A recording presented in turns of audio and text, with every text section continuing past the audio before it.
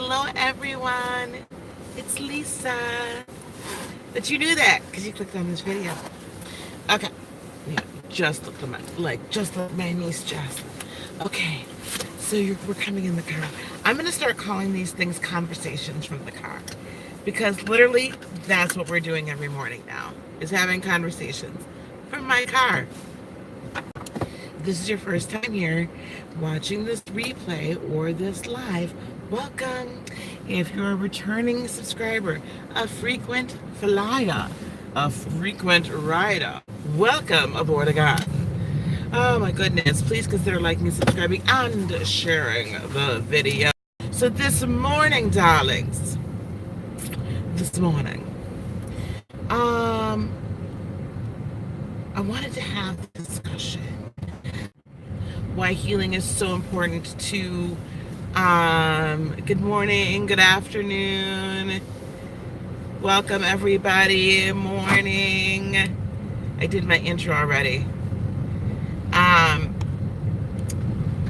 specifically did not say healing is important for manifestation, or healing is important for peaceful living, or healing is important for whatever, and there's a reason for that. Because healing is important for everything. Why is healing so important? And some of this is being played out to me as literally, good morning, Miss Raina, literally as I'm watching people that I know and all that, and people that come to me for help or, guidance and everything. Healing is so important in every area of our life, because if we do not heal, we will attract negative, good morning, dear, we will attract negative outcomes, or outcomes we're not looking for. Good morning, Miss Deanna. Outcomes that we're not really wanting, right, deep down into our lives on a consistent and constant basis. We will not be having the outcome. We will not be having the manifestation. We will not be having the most excellent life that we so desperately desire and we so very much deserve. We will not have that. Why? Because we're on heat. Oh, Divine Butterfly. Good morning, dear. I was looking who is that? You should put up Butterfly, Divine Butterfly, for your icon thingy. So it trickles down to all areas of our life. Yes, rather it does. And think about it this way. And the only reason I was thinking about this, guys, is because I'm noticing the direct opposite in my life right now. The more and more I am healed, the more and more I walk in my purpose, the more and more I embrace joy, not happiness. I mean, happiness is a byproduct, but I embrace joy, I embrace peace. The higher I keep my resonance and my vibration, every area of my life, every area begins to just fall in place. And I'm not even trying anymore. I'm not even trying. I'm trying, but I'm not trying. Let me tell you what I mean by that. I'm trying in the fact that as things open up and as things improve, then I take the next step in the level of improvement, okay? So as the conferences are coming together, and as this Ohio conference is coming together, well, weekend, I'm, taking each step as it comes. I'll book the Airbnb today, and then we'll put it up on Meetup, and we'll do this, and we'll do that, and da-da-da-da, right? I'm taking each step, but it's all in alignment. There's no issues. There's no problems. We're all in alignment. It's moving along. The other conference is the same thing. All of a sudden now there's this buzz around Madison about this new girl that's doing something in Madison. Who is she? Never knew. Anyway, always unique though. Um, so that, right? And then like there were some things that were kind of iffy about my job, and not because of the job, but because of, yes, exactly.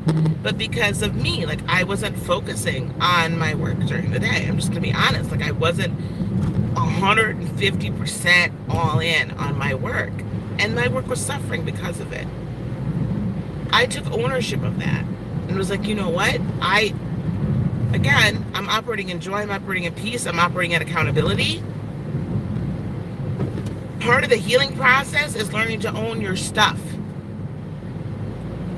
And owning it without any type of guilt or shame about it, unless you have something that you need to let you know you ain't had no business doing. And it's still not guilt or shame then, but it's check yourself. But the concept is if you own your stuff and you're real with yourself and you forgive yourself and you're like, look, and you're real with the other person. I was totally real with my manager Monday. I was totally real with my manager on Monday. He was like, well, we need to come up with some ways that your activity, because I have just certain dials, number of dials and stuff and content to make every day. And he's like, well, think of ways that I can help you improve your activity levels. And I was like, I had to look at him and I was like, and we had this conversation briefly Thursday and Friday of last week. I went into his office Monday afternoon. I was like, there is absolutely nothing you can do. And he was like, what? And I said, there's nothing you can do. This is all me. I'm unfocused. I have family. I didn't, soul family. But I have family that's contacting me during the day. And my biological family, my earthly family. They would contact me too because they've been used to having complete access to me for years. This is the first job in years that I have not been a manager or had my own office or just made my own schedule. Like this is the first job that's the case. And so they have been used to, good morning, dear. They have been used to having unfettered access to me, as is most everybody else in my life. So, I'm all on my phone. Let me tell you, this little thing right here can get you in trouble. We talked about them iPhones last night. I'm going to take that one down, though. Anyway, oh my God, somebody coming up like, they're coming in hot behind me, y'all. But this road is icy. I'm not going to go no faster. So I took accountability, right, for my actions. I said, listen, I've been unfocused. There's some other things, that I'm just like, I need to reorganize my day.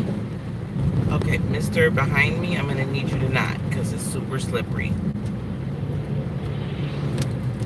I cannot stand it when trucks like run up on your hindquarters and it's a slippery road. Like I hope you got good insurance back there, home slice, because you hit me and I got witnesses. I got at least 10 and probably some secret punches on him. So I got a bunch of witnesses to say it was his fault. Anyway, I'm kidding, he's not gonna hit me. My engine's just backed in flipped right back. Back it up. Back it up. Hello, dear.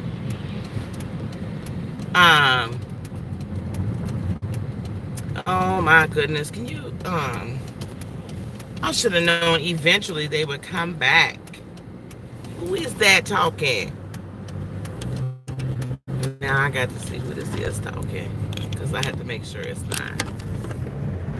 Go ahead on. I had to make sure it wasn't somebody that I wanted to say that. Anyway, let me get back. Let me get back to it. Hey, Giggle. Hello, everybody that's come in I've not spoken to yet. So yeah, I took accountability for my own stuff. Why did I take accountability for my own stuff? Because it was all me. It was all about me. I will drive safe, honey. It was all about me. There's nothing that man could have done to me, for me, with me. That it was all about me. And because I took accountability for myself, that whole conversation went so much better than I think he was expecting it to. Because he didn't need to throw the gauntlet down. He didn't need to do any of that. I was like, yeah, I'll be focused and I'll be all right. We'll get it going where we got to get. We'll trend correctly. He was like, oh, okay. And sure enough, immediately, this is what happens. Like, it was an immediate turnaround. I knew what I needed to do. It made my life easier. Now, I could not have done that 2-3 years ago. I could not have taken responsibility. I mean, I would have took some accountability, but not being healed and able to take accountability would have, then I would have been defensive, even though I knew I was in the wrong. I would have said, well, I would have made a ton of excuses.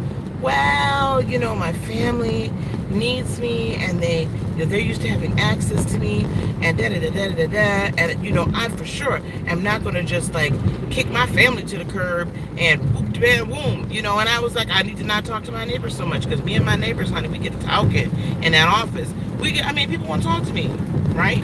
They want to talk to me. That's who I am. So we talk, and I love to talk. That's why I got a YouTube channel.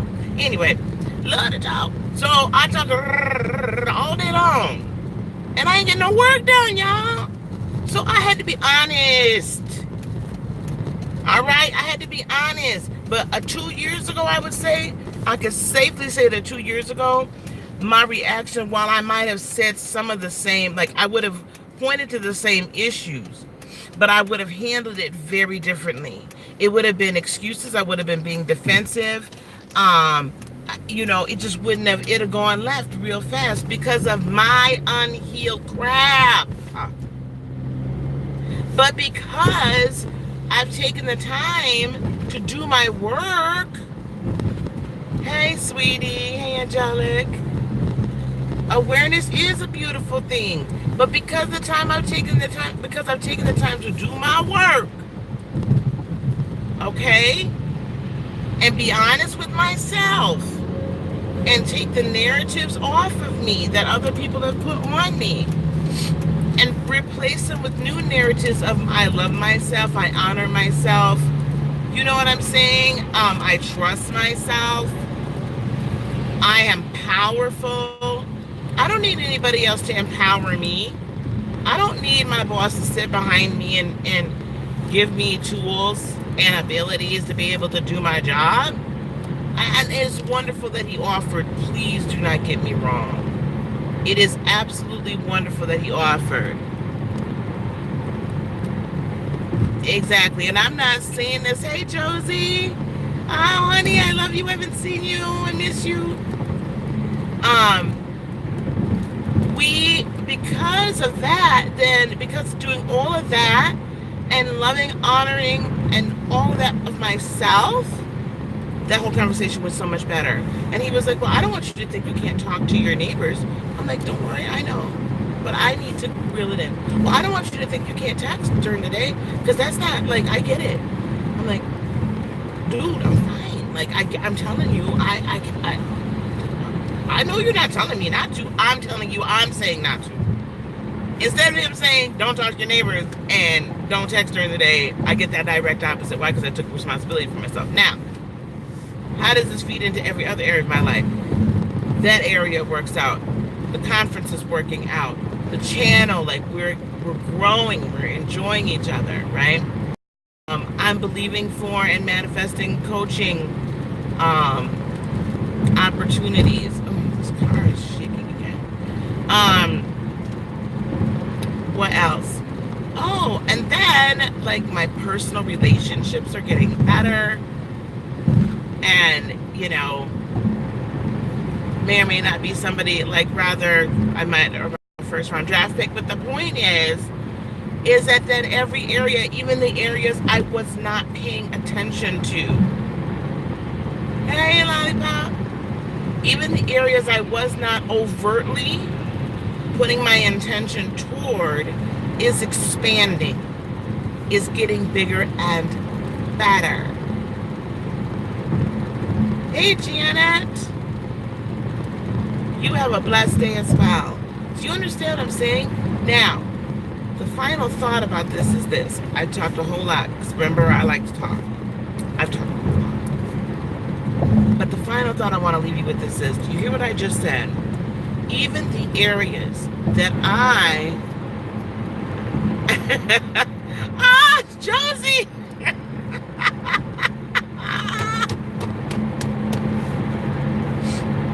Josie!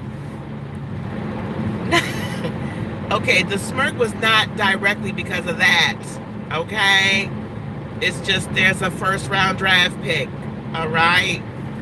We haven't gone to that level. Oh my God. What's hilarious, Miss Josie? Miss Josie, for those of you who don't know, I call her my spiritual mama. My biological mother would never say that, so I love the fact that she does. Hey, going on, for those of you that are NFL fans, I had the dating combine, and I got a first rounder that has come on out of the combine now. He's done. He's special. Anyway, so what did I just say? Distracted. Even areas of my life, I'm not putting my intention toward or expect. Now, we've always talked about, I'm sure you've heard, what you put your intention towards sound. It's what you put in your intention towards expands, right? It grows, right? We've said that, we know that. What I put my intention toward grows, expands. But what if you can keep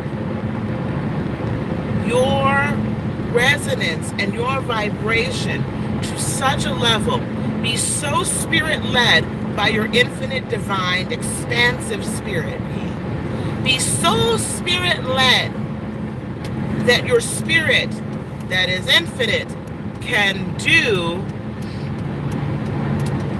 not a problem, honey. That your spirit, who is infinite, right, expansive, in constant communication and lives in, right, communicates with fifth, sixth, seventh dimensions, beyond, communicates with Supreme Source. What if your spirit man can put, or woman, excuse me, can put its attention and intention towards every area of your life without your conscious mind doing it, and only guide your conscious mind to put the intention, the physical realm intention, towards a thing when it's time for it to do so?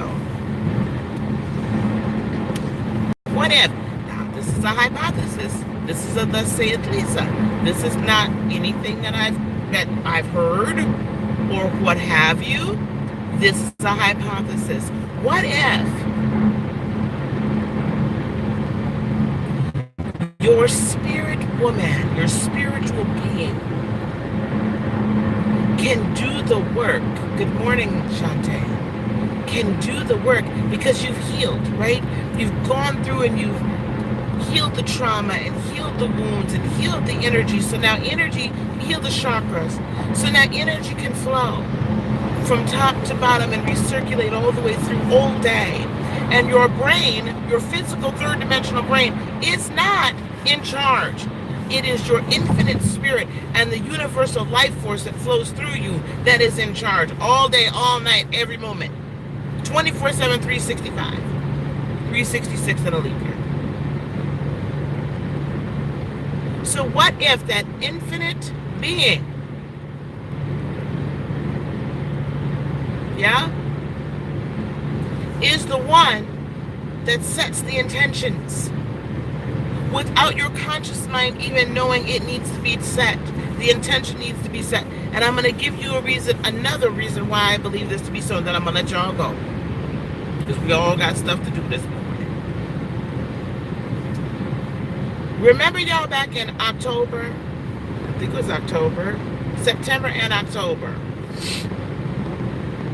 Remember back in Remember back in September and October. Remember, I think I told y'all in September when I need the money for the rent because I had just started this job and it was just getting.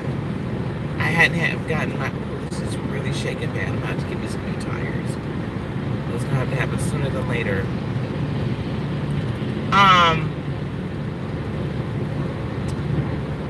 I didn't. I wasn't getting my commission checks yet from this position.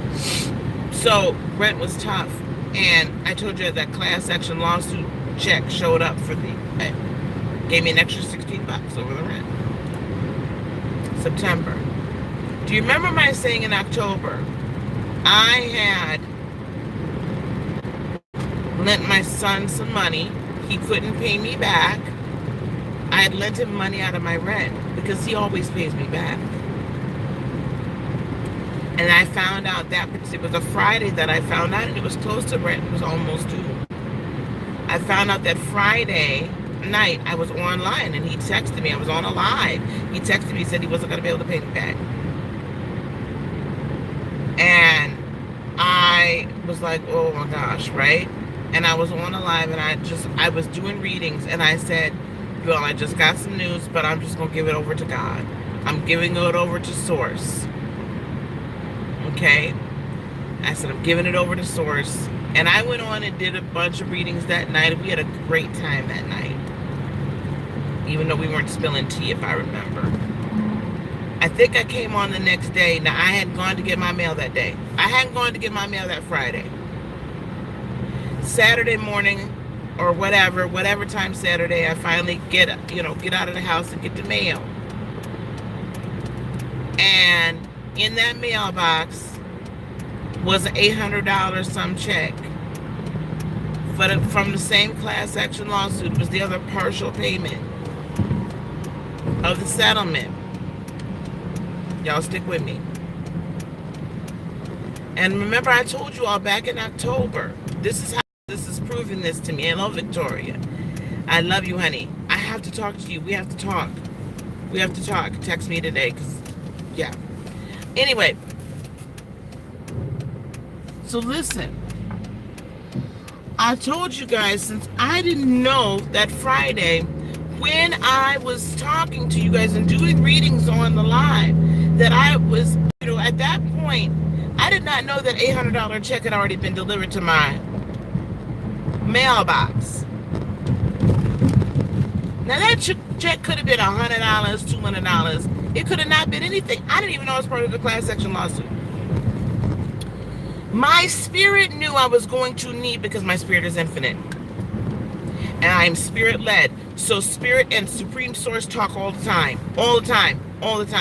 Conversing all the time. In direct communication all the time. I am imbued and endowed with every good thing.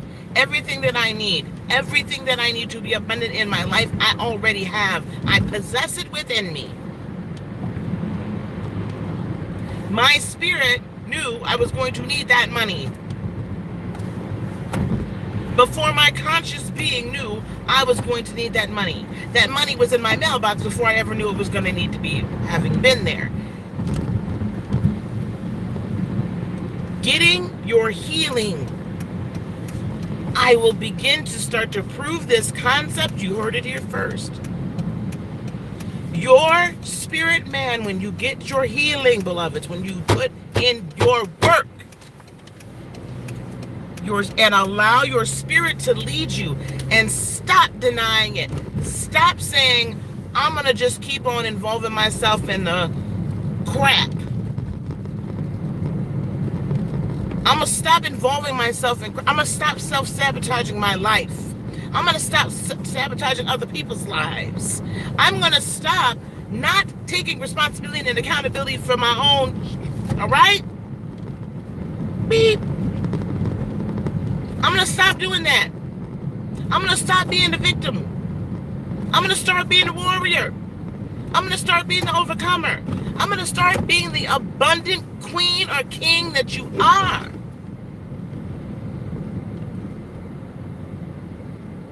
Stop being a peasant. Stop being a pawn.